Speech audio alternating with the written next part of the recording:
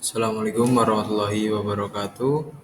Perkenalkan, saya Muhammad Alvin Busro, mahasiswa aktif Pendidikan Guru Sekolah Dasar 2019 STKIP 5 Surabaya. Pada kesempatan kali ini, izinkan saya akan membawakan materi tentang limbah dan pengolahannya pada mata kuliah Kepekaan Alam dengan dosen pengampu Ustadz Misbahul Huda, Magister Pendidikan. Nah, pada kesempatan kali ini kita akan belajar bersama tentang apa itu limbah, jenis-jenis limbah, dampak dari limbah, pengolahan limbah, dan tujuan pengolahan dari limbah. Untuk yang pertama, yaitu tentang pengertian limbah.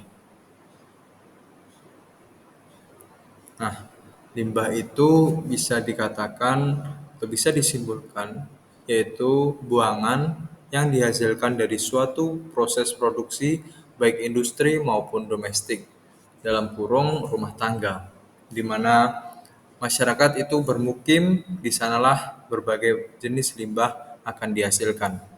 Limbah yang dihasilkan oleh kegiatan manusia di alam bermacam-macam, seperti limbah padat, cair, B3, dan juga limbah rumah sakit. Untuk yang kedua, yaitu macam-macam atau jenis-jenis dari limbah. Nah, jenis-jenis limbah itu ada 4, yaitu yang pertama jenis limbah padat, yaitu buangan atau limbah dari industri maupun yang berupa padatan. Yang kedua, jenis limbah cair, yaitu semua bahan buangan yang terbentuk atau yang berbentuk cair. Dan yang ketiga yaitu jenis limbah B3. Setiap pembuangan atau buangan yang mengandung bahan berbahaya dan atau beracun yang ada dalam limbah tersebut. Yang keempat yaitu limbah rumah sakit, yaitu semua hasil buangan kegiatan rumah sakit dan laboratorium, atau seringkali juga bisa disebut dengan limbah medis. Nah, untuk yang ketiga yang akan kita pelajari bersama adalah dampak dari limbah bagi lingkungan. Itu apa saja sih? Nah, dampak limbah bagi lingkungan itu bila kita klasifikasikan menurut jenis-jenis limbah, yang pertama yaitu jenis limbah padat. Itu akan menimbulkan beberapa dampak bagi lingkungan, yaitu tentang timbulnya gas beracun, penurunan kualitas udara, kerusakan permukaan tanah, dan kesehatan pada masyarakat ataupun makhluk hidup yang ada di sekitar. Yang kedua yaitu jenis limbah cair. Nah, limbah cair ini akan berdampak pada lingkungan, yaitu ada 3 dampak yang ditimbulkan dari limbah cair ini, yaitu yang pertama pencemaran air, yang kedua ekosistem air akan terganggu, dan yang ketiga kesehatan masyarakat dan juga lingkungan ataupun makhluk hidup yang ada di sekitar akan terganggu juga. Yang ketiga, limbah B3, dampak yang dihasilkan ada 2, yaitu merusak sistem pernafasan dan pencernaan karena sifatnya dari limbah B3 ini dia ada yang bersifat gas, cair maupun padat. Nah, apabila limbah B3 yang gas ini itu terhirup ataupun terkontaminasi ke dalam makanan, itu akan menimbulkan kerusakan pada sistem pernapasan maupun pencernaan. Yang kedua yaitu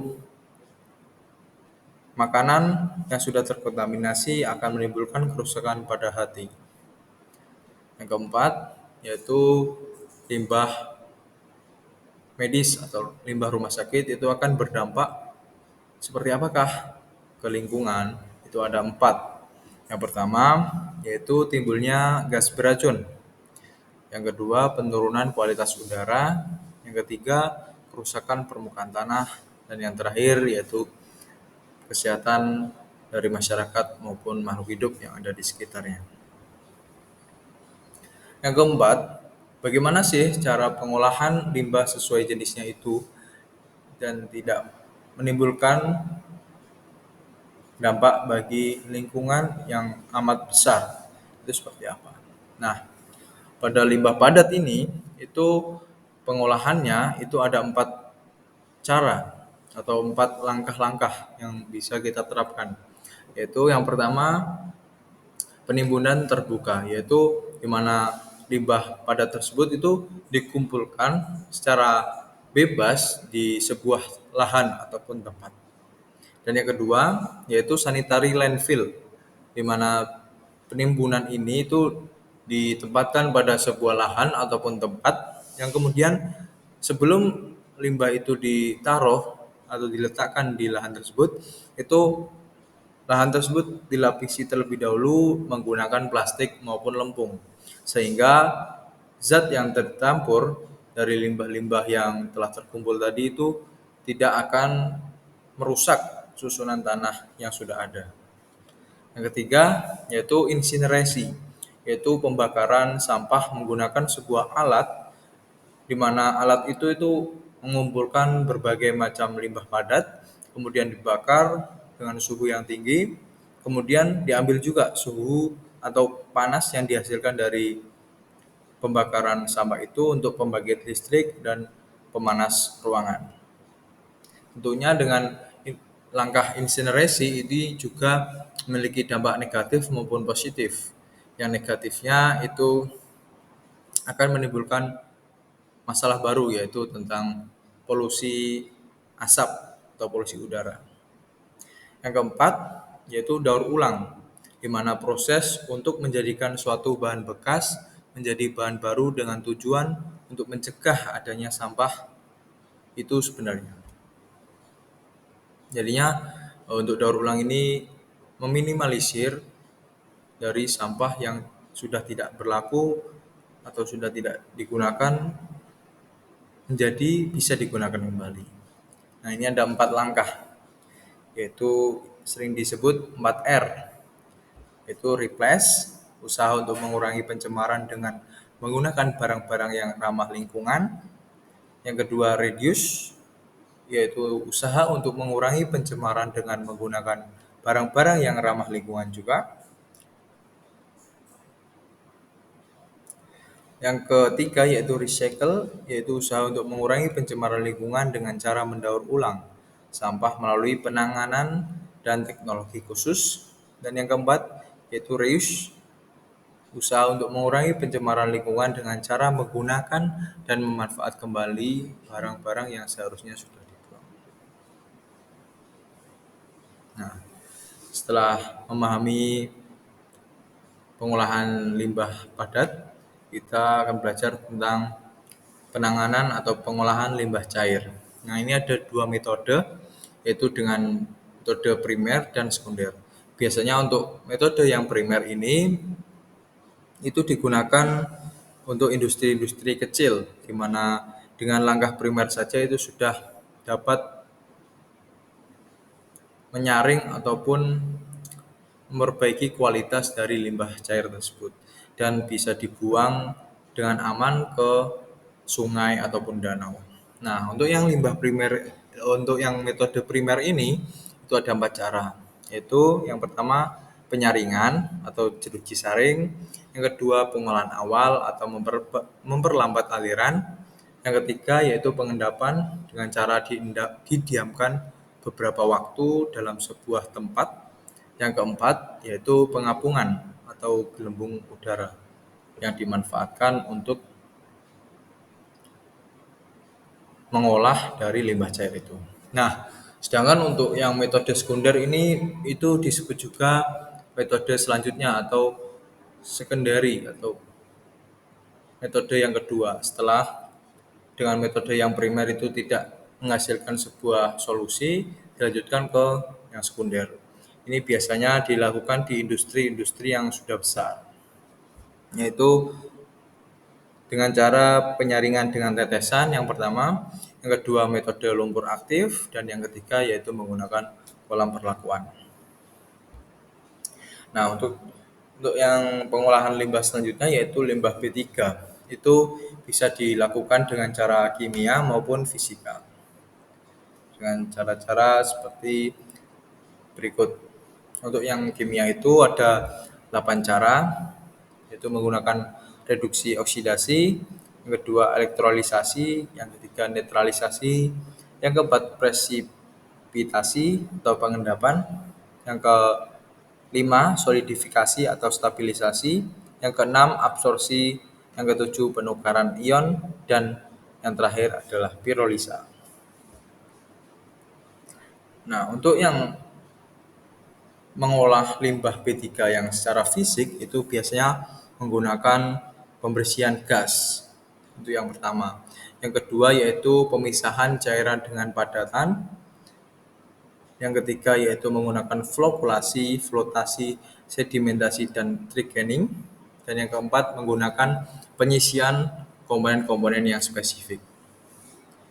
Dan yang keempat yaitu menggunakan elektrolisi, lacing, reverse osmosis, solvent extraction, dan stripping.